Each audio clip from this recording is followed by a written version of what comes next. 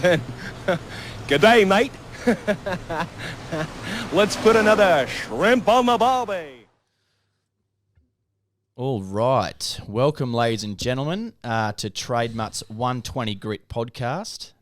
Today we have Paul Pitsaras, our special guest. He's a qualified lawyer, executive coach, and as well as founder and managing director of the Open Mind Institute. Welcome, Paul. Thank you. Thanks for having me, guys. No worries. Thanks for being here. So, firstly, we just want to know a bit more about your background and how you became to start TOMI. Right. Well, I would say, I guess for the benefit of your listeners, we met about, 6 months to a year ago. 6-8 months ago, I'd say. Working on this MindFit Founders event. And one thing that struck me was that we have similar backgrounds, but just the industry was completely different. Yep. So I was in professional services. I was a lawyer for about just shy of 10 years. And, how TOMI came about, that was your question, wasn't it? Yeah. Was I myself was experiencing, I would say, adverse mental anguish, sometimes on a daily basis. That was on the career front. In my personal life, I had family, even someone who's very close to me that took their own life. So mental health has always been on the radar. So I've experienced it myself, had people close to me who have experienced it. And how TOMI came about was I was no longer happy as a lawyer, to put it bluntly. And I thought to myself, why not use some of these tools that I was using? Because before going into the law, I studied behavioural science. So I've always been extremely fascinated and curious about the human mind. Yeah. And so I would use some of these tools that I had learned along my way that were helping me with stress, and I was helping colleagues. And I thought to myself, why not do something with this and, take it to the masses? So that's more or less how the Open Mind Institute came about. Cool. Yeah. So how did you, find your career as a lawyer, your 10 years in law? Because it's obviously, can be a stressful career and lots of long hours and pressure in the office. And Most definitely. Look, I think from the outset, it started almost as a bit of a, I think I was a little misguided. It's not like Suits.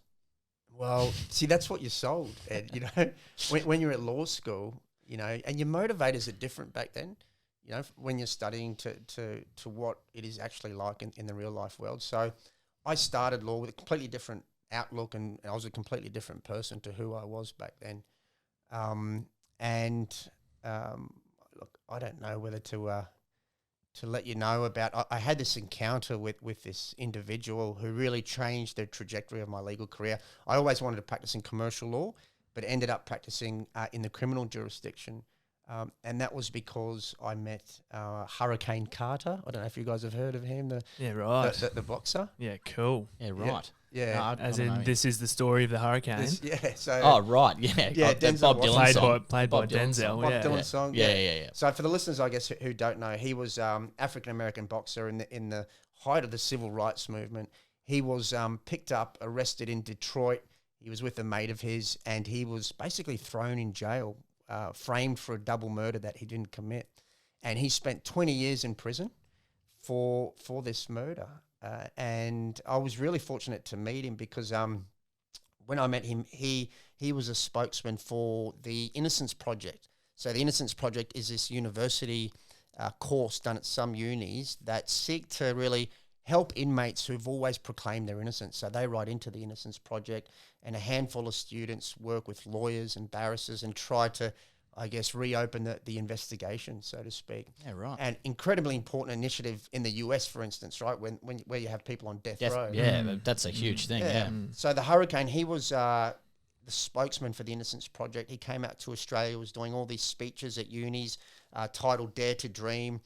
And this guy just struck me as having this incredible aura about him, because I thought to myself, well, if I was in prison for something I didn't do, I would be consumed with hatred and anger, rage. Yeah, big time. And just, spending 5 minutes with him as I said, literally changed my outlook on life and how I deal with people. So that's, I guess, how the area came about, the criminal jurisdiction side of things. But to answer your question as to what it was like, I did experience burnout because when people come to lawyers, as you might know, no one's ever bloody happy, there's a big sort of emphasis on the monetary side of things. And all that aside, I think the legal profession as a whole it's got a lot of catching up to do, because they're consumed with their own self-prestige and a lot of it is ego-driven. So whilst I did get some gratification in helping people, at the same token, I was under the pump, long hours, completely stressed, and there was a complete mismatch in my head. So this goes back to the disillusionment factor I was telling you about, as to what it was going to be like and what it was actually like. Yeah. So would you say, I guess, your encounter with the hurricane, I guess, sort of brought about more of an empathetic, I guess, side of your, personality, and in your law practice? Most definitely. Without a shadow of a doubt. He taught me something really important, which I then took to my clients. He said, when you're sitting down with someone for the very first time, like we're all wired to have this internal narrative. Like we're all conditioned to instantaneously, I guess, stereotype people, right? He said, but when you're sitting down with someone, whether it's a new person or a client, you got to have this mental dialogue that says, hey, we've got more in common with the things that divide us, so to speak. And he said, if you have that, then, people are quite intuitive. Like people will pick up on that energy and they'll pick up on your eye contact, your body language, and then the communication will just flow. I suppose it's a trust thing, isn't it? Yeah, building up rapport and trust. Yeah, exactly. Yeah. It's amazing to think that he's, after 20 years inside, can come out. It's as like you the say, Mandela thing too, isn't it? It's like they're the ones that stand out. Yeah. That, like, when we're talking grit, I mean, I think Grit, that's probably determination, right there, yeah. isn't it? Personifies it, Resilience, doesn't it? for sure. That's really cool. So with you were speaking a bit earlier about when you were practicing law, you had ways of looking after managing your own stress and looking after your own mental well-being. Is that something that you taught yourself or something that you learnt through someone else, or? It was something I learnt through someone else. Yep. And I guess I'll just share how that something else came about. It all came to a head with me. Like I remember this specific event. Like I was dealing with people's lives day in, day out, but it was that compounding effect that broke the camel's back. And that specific event was I was in the Melbourne Magistrates Court, Friday Arvi, and dealing with about 10 matters that day. Got the call from the office that said, look, there's a young Indigenous fella in the cells, one of our clients, you got to go see him. So I did that, spoke to him, and I could tell off the bat he had mental health issues. He was suffering from mental health issues, and his instructions were, you got to get me out of here, right? So that's what I did. I went upstairs, I lined him up with all these services. He was to see a psych on the Monday. He was to report to the cop shop every day. And so I got him bail. That was Friday Arvi. Monday morning rolls around. I do my due diligence. I go to give him a call to make sure he's en route to the psych appointment.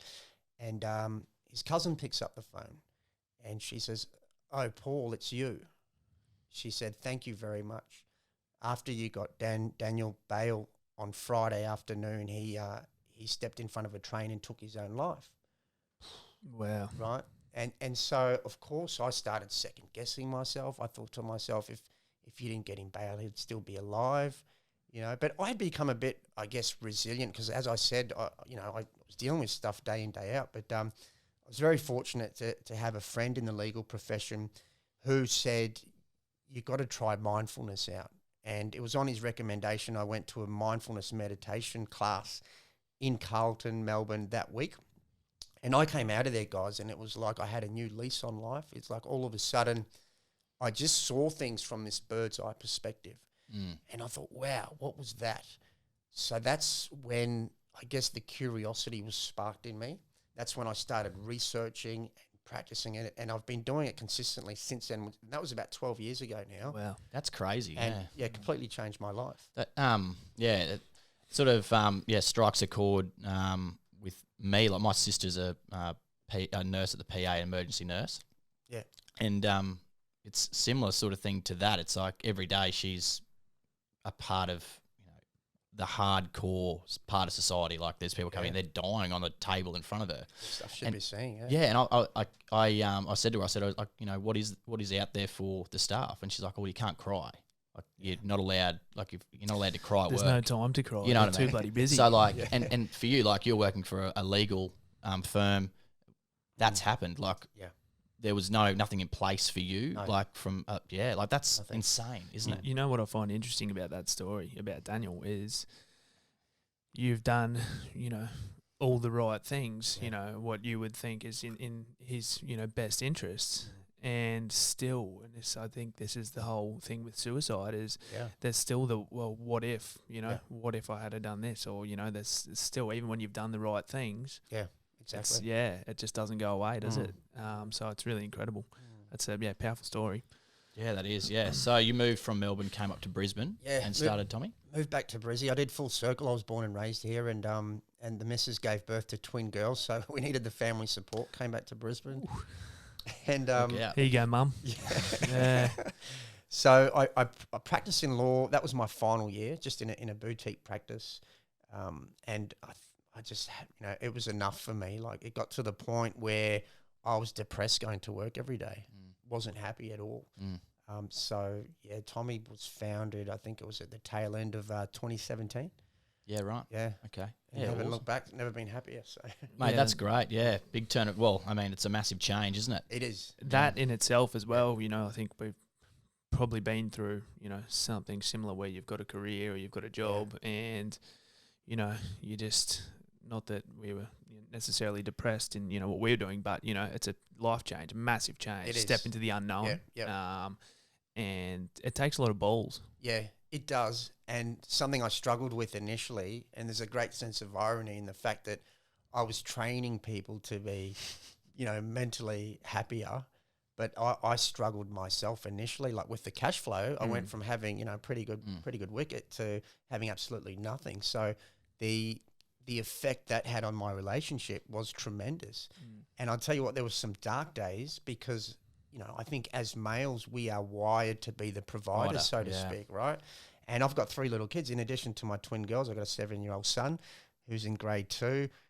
You do start second guessing yourself. And if it wasn't for the tools that I have in meditation and mindfulness and these other areas that I'm gathering we'll discuss, you know, it would have been just a downhill trajectory for me. Yeah. So, sorry, that's interesting because you say, when you go out and you step out, you know, on your own and the Open Mind Institute, and you know, you're preaching mindfulness. Yes. And then the flip side of that is that you're a startup. Yep. No income, and you're sort of being forced to practice what you preach. You know, to a degree. I mean, I filled out, you know, replied to an email this morning where I was asked, how do we, you know, in the small business, what tools and techniques have we got in place to ensure the mental well-being of ourselves? Yeah, right. And I was kind of thinking, you know, practice what you preach. Like sometimes it is, there's a lot going on, and you know, you have to check in and really, you know, make sure that you're okay and that you're the priority in getting through it. Yeah, spot on. Yeah, bloody oath. Well, I'd love to know more about, you know, how our listeners can sort of, you know, get into practicing mindfulness and things like meditation. What does it all mean, Paul? Yeah. What the hell does it all mean?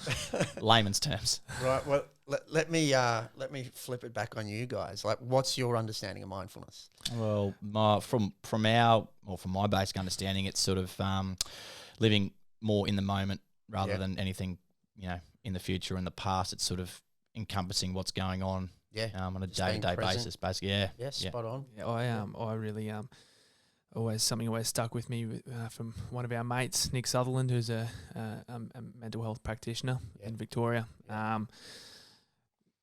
Depression is being stuck in the past, and you know, concerned with things that have happened in the past. Anxiety is, you know, concern for the future and things that haven't happened yet. Yep. And on that spectrum, there's a sweet spot right in the middle there where you're kind of, you're right in that moment. You're not too concerned with what has happened or what will happen, but you're just living. You're living, mate. I think you're bang on, Dan, with that analogy. That sweet spot is mindfulness. Mindfulness is all about being present and anchoring your consciousness to the here and now.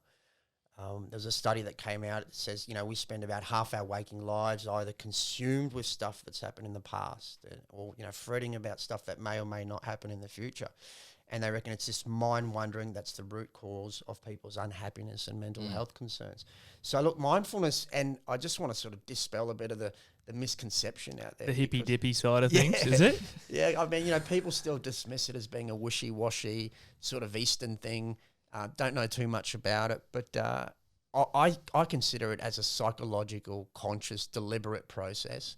It's been around since, before the days of Buddha. So we're talking about, between 2,500, 3,000 years ago. You had these ancient civilizations, these Vedics and Hindus practicing different forms of mindfulness. And mindfulness was brought here to the West in the early 1900s, was largely forgotten about till the 1970s when you had this dude, John Kabat-Zinn. He brought it to the States and it became popular from then. But I think in our contemporary society, it's only the last 10 years or so that it's become this catchword. And, more or less to just simplify it, I think we've already articulated what it is. It's just about being completely present in the moment, but also catching yourself when your mind does tend to wander and bringing that attention back to the present moment. And the other really important element, guys, is having this sense of being non-judgmental, right? So I like to think of our thinking, of our thoughts, and our mental state as a bit like the sky. So, just picture a pristine blue sky. When you're in a happy headspace, it's blue, it's sunny, it's perfect.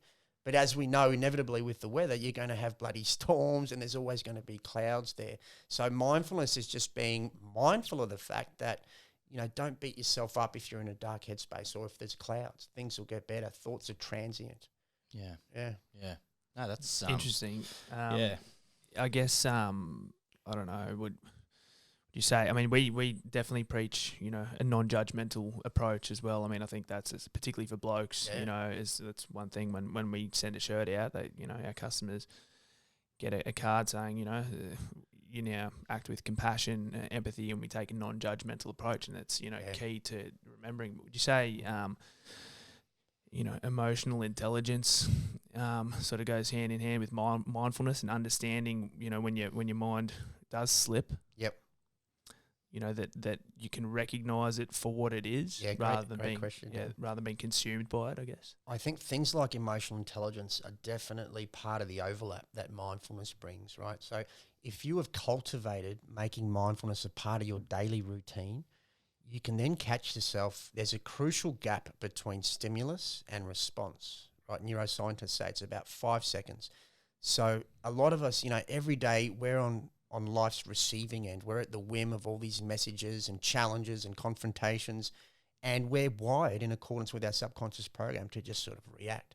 But what mindfulness teaches you is to act or to breathe, right, in that crucial gap, and then you can select from these overlapping psychological processes. So emotional intelligence is one, which is basically having a rudimentary or basic understanding of how your emotions work, what sparks them off, and being able to sort of pan out and control them. Critical thinking is another thing. We have this tendency, a lot of people do, a lot of my coaching clients do, to just overthink, over-engineer stuff in our head, and that's what I was doing as a lawyer. So critical thinking is this really, I think, crucial tool that they need to be teaching in schools but don't. Yeah, it's unbelievable. Isn't it? Yeah, to just stop that overthinking. Then you have things like resilience, which is knowing that, at some point or another, shit's going to hit the fan. We all deal with adversity. We all deal with pain. It's what makes us human. But you've got to have this mindset that you can actually grow from that, and it's not all doomsday. If, as I said, if you can make practicing mindfulness part of your daily habit, you do become a different person. And I'm a living example of that. If you guys knew me 10 years ago, I was borderline neurotic, extremely impatient. I would just live in my own head. Bit of an arsehole. I was angry. Don't know if I'd be, depends where you're sitting from, I guess. Yeah. So for like listeners out there that are like, well, shit, I could really use this. Yeah. What do they do? Right. As to like some tools as to how how do you start, even for for ourselves, like starting to a beginner's guide to starting out. Right. Well, look, the most powerful tool that we know in terms of how to practice mindfulness is meditation, right? And I say that word, and I know a lot of people. There'll be a lot of tradies there in the car that just, almost spat their coffee out the window. bit cringeworthy, I know. Yeah, but there's a lot of tradies who are probably on the way to the gym as well, you know? Exactly. Who are about to do their physical exercise, Yeah, right? yeah, So, exactly you know. right. And, there's so many different ways to meditate. It's not just about being in that Zen-like posture thing. Butterflies floating around your head and all that. Yeah, yeah. Like mindfulness meditation is again, it's being in the moment, but you can sort of mentally go through a number of things, such as the things you're grateful for, right? I'm sort of a really big advocate on articulating and defining who our default self is, right? And that's such a simple question, like, who am I? But it can be so daunting. Is that like you're in a child? Is that thing? For a lot of people. No, not necessarily. It's about who you want to be, who you want to become. And we're probably digressing a bit, but, people who suffer from really adverse mental health, I'm talking about extreme stuff like schizophrenia, they have no default self. And what I mean by that is, a lot of the times when we're second guessing ourselves or overthinking, you might just think negatively of yourself and you think, I'm no good. And you have this negative barrage of this dialogue.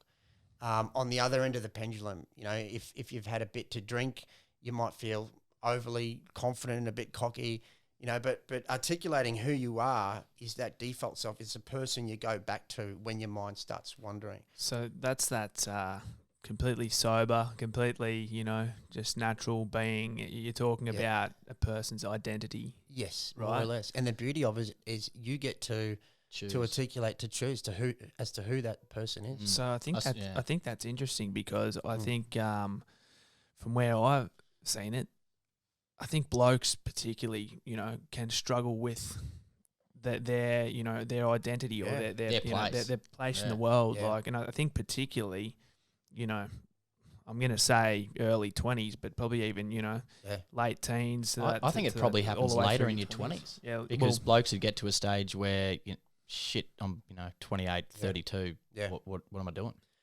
I think it happens throughout our lives. Like, you think about the person you were when you're 19, right, completely different to who you were at 25, 30. It's continuously changes. Continually evolving. Yeah, that's right. But so I got a lot of coaching clients that, they come to me from all walks of life, different mental health conditions. And that's one of the first things we work on is just articulating who you are in one or two paragraphs, right? And committing that to memory. And there's just 3 simple steps you need to consider when answering that. First and foremost is start objectively, right? Because we are wired and conditioned to carve out our identity in accordance with our nationality, our culture, our religion, our political affiliations, right? But these can have limiting effects.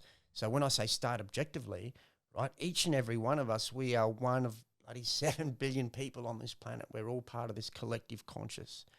And the second step is think of the roles that you play in life. So not necessarily your career role or what you do for crust, but, the roles where you're adding value to other people, right? So, for instance, I'm a father, I'm an educator.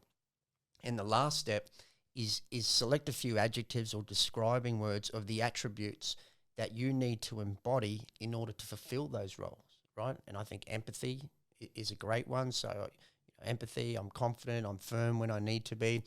And if you can, and back to the question, which is, how do I practice mindfulness every day?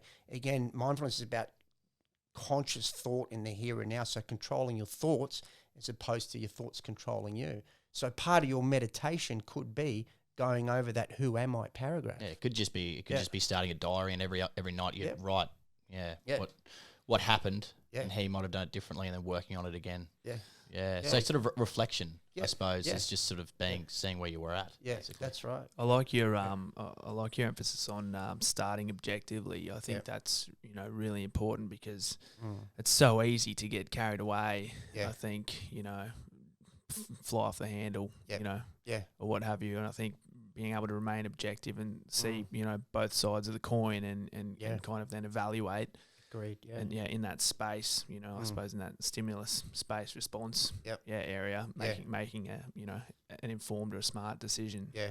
Yeah. No, bang on. I think the other the thing that we should really that goes back to that very point is that a lot of people don't know is that we have this subconscious program that's largely laid in the first 5 to 7 years of our lives. And you think about it, that period is when our brain is doing stuff for the first time. So that's when our concept of self-identity, our beliefs, our view of the world, the foundation for those things are more or less laid. So going back to mindfulness, when you're practicing this regularly, you're able to acknowledge that this world is a bloody collage of subconscious programs. So you become, I guess, more empathetic, and you take things less personally, and you're literally able to just sort of pan out and take this bird's eye perspective of a scenario. Say if you're in a confrontation, for instance, or someone cut you off on the freeway. So our normal, I guess, routine or habitual behavior might be to get quite aggressive. But, and I'm speaking from experience, like one thing that mindfulness has taught me is that you can literally operate in that little gap and take things less personally. And it's your actions and your thoughts that create your reality, So it's really empowering stuff. Well, I think it's definitely, you think now about the power of social media and how, phone notifications, wouldn't even know what the average amount of phone notifications is per person every day, but it's sort of like this continuous fast-paced thing and everything's about you or me. Yes. So, it's funny how you say that bird's-eye view. Well, that's literally just taking yourself out of it and looking across everything else rather than being in your own head. So, it's a pretty good way of describing it, I would say. Yeah, most definitely. Well, you talk about that, I think we've had this talk before about this, driving the highway and being cut off, Yeah. We've actually sort of just pausing and thinking, well, maybe they are a bad driver, but, maybe they're on the way to a family emergency or something, and you just, whether you're going to let that event affect your day and then that's right. suddenly you're whinging about the bad driver for the rest of your day, or, are you going to let it affect you? Yeah. Well, the last time we were with you at Fishburners here in the city in Brisbane, you did a pretty cool little power of the mind trick. A little thought experiment. Yeah. So, and I think it'll worwork on this because people are listening. See, there were a couple people listening anyway. So I don't know whether or not you could run us through that again, because it was pretty cool. Yeah, more than happy to. I think if you're listening to this driving though, maybe don't close your eyes. Because, this little experiment works best when you close your eyes. So, look, we can do it now for sure. Look, similar to mindfulness and meditation, this little thought experiment commences with the breath. So right now, as you're listening to my voice, just pay attention to your breath. So pay attention to the airflow coming into your body, right? Whether you're in your car or in the room, there's a little pocket of oxygen out there coming into your body. And get familiar with that and get to the point where you can pinpoint when your inhalation starts, enters your belly, and get familiar with the effect that has in terms of everything's expanding on the inhale and everything contracts on the exhale. And so if you are alone in a room, close your eyes, and I just want you to imagine that you are extremely thirsty. Right, maybe you've just run a marathon or you've been walking through the desert, but I want you to imagine you haven't had a drop of water in like 5-6 hours and you're really thirsty. And then someone hands you a piece of fruit and you're really grateful for this. And you can imagine it in your hand. Perhaps it's got the weight of a small apple, the texture of a mandarin. And then you can put your hand to your jaw. And everyone listening, I just want you to imagine you've just taken this gigantic bite to quench your thirst of this little piece of fruit, and you've just experienced this release of liquid into your mouth. And if you do this experiment properly, I want you to, move your jaw around and pretend you're biting and chewing into this bit of fruit, but you've just realised that what you're chewing is a lemon, right? And I want you to taste that sourness and that bitterness, because you keep chewing, and those little lemon bits and the lemon sentiments in your mouth, and just keep chewing until I tell you to stop.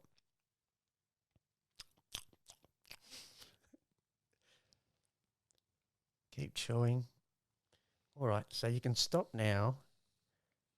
And what's happening in your mouth right now, Dan and She's Ed? a bit sour, mate. She's a bit sour.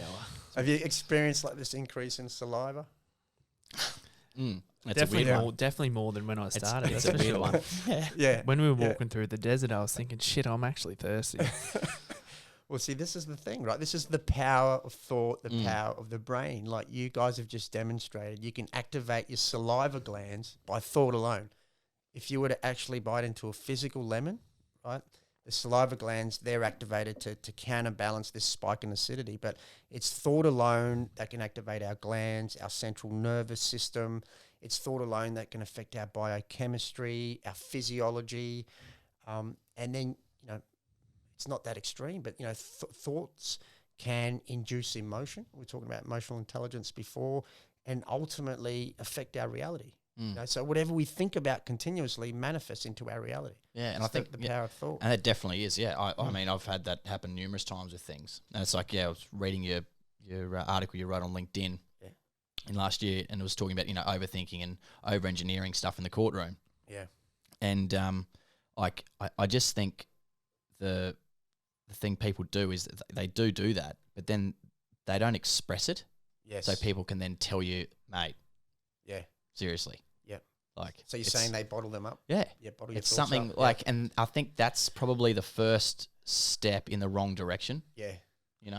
That's, yeah. Exactly. So you were talking before about, and I've Yeah. written that down, overthinking, because I think 100% of people could relate to overthinking any number of situations. Yeah. So can you sort of talk us through this critical thinking idea? Yeah, certainly. So look, I mean, critical thinking has been around for a long time as well, but critical thinking is taking your bias, taking your subconscious program out of the equation. And the way you do that, there's a couple of steps involved. So first and foremost, look at the problem at hand, right? Look at your challenge, your confrontation, but try and sort of reframe that. So maybe look at it from a different perspective, So really look at your problem, I guess, objectively, not from necessarily your perspective. And then after you've done that, have a look at how your initial reaction has affected you. So what's your perspective on it, so to speak? And what you'll find is it's all tied up in assumptions, right? So we assume a lot of things that maybe aren't necessarily there, right? So when I was living in the UK, I had this mentor who taught me that assumptions are the mother of all fuck-ups, right? And they really are. They really are. We assume things without ever really looking at the evidence. And that's the most crucial step of critical thinking. So first, look at the problem, reframe the question. Second, look at what your assumptions are. And the most vital step is, well, what's the actual bloody evidence here? What's the tangible evidence I can point to, reliable evidence, that is sort of affecting the situation? So it's more or less going back to the source. And you can use this formula for even evaluating news sources, right? So you go back to what the evidence is, what the motive is of the other people involved. And then after you've done that, you can sort of try to reach a solution. But before you reach that solution, is like, how is this going to affect everyone in the equation? Yeah. How's it going to affect everyone? And then you can just decide from there and put that overthinking to rest. Yeah. So I guess, that's really cool. And I guess with TOMI, you're working a lot in corporate environments, doing a lot of training and the like. I guess the workplace is, specifically a place where there's a lot of stress and people can, feel a lot of expectation or feel like they're, maybe not performing the way they should be, and exactly, and that can create lots of stress, and then probably start assuming that they're going to get called into the boss's office, or what's going to happen, what's it about, am I getting the arse here, or am I, that's right, and then it might all be just for nothing, and they're getting a pat on the back for a job well done. Exactly right. But it's that, so I mean, do you see a lot of that every day? Yeah, wow, every day. Yep. I mean, the thing about the work environment is you're forced to sort of cohabitate these environments for a large chunk of your life, and sometimes there's personalities with opposing views. And Sometimes. a lot of the times, When? You guys are talking from your own experience. No. But in saying There's that, only two of us in this workplace. For a reason. but I'm looking at you guys, and you can harness that to your advantage, right? Oh, it does work to your advantage. Yeah. It does. Yeah. I mean, it'd be a we've pretty both got- boring world if there was a world full of Dan Allens. I We've can tell you now. both got different strengths, but we've got the complement each other. same sense Yeah. of humour. So that's, Yeah. as long as there's something that The ties yin it and the together, yang. There you go. yeah, we can always laugh you go. about it. Yeah. No, that's awesome. All right. Well, yeah, it just about wraps us up. Happy with that? Mate, I could go on all day. Yeah. Paul's an interesting guy to talk to. I think it's really bloody cool. As are you guys. What's on the horizon for TOMI? Well, look, I mean, Tommy started out as just being me getting up in front of people and speaking to them about the tools that have really helped me. But now we're sort of branching into, like, I want to empower as many people as possible. So, the three arms of the business, we got our events and our coaching, but what's on the horizon is digital. So harnessing digital platforms to have online courses where people can go and educate themselves about the mind. But I really want to make learning about the brain fun, exciting, as opposed to clinical. Yeah. Yeah. That's 100%. awesome. That's our sort of approach as well with the mental health space. It's it has been very clinical and very serious for so long, and it's really hard to grasp people's attention and get a message across like that. Would you consider bringing this stuff out to the building site, mate? Mate, I certainly would. Yeah.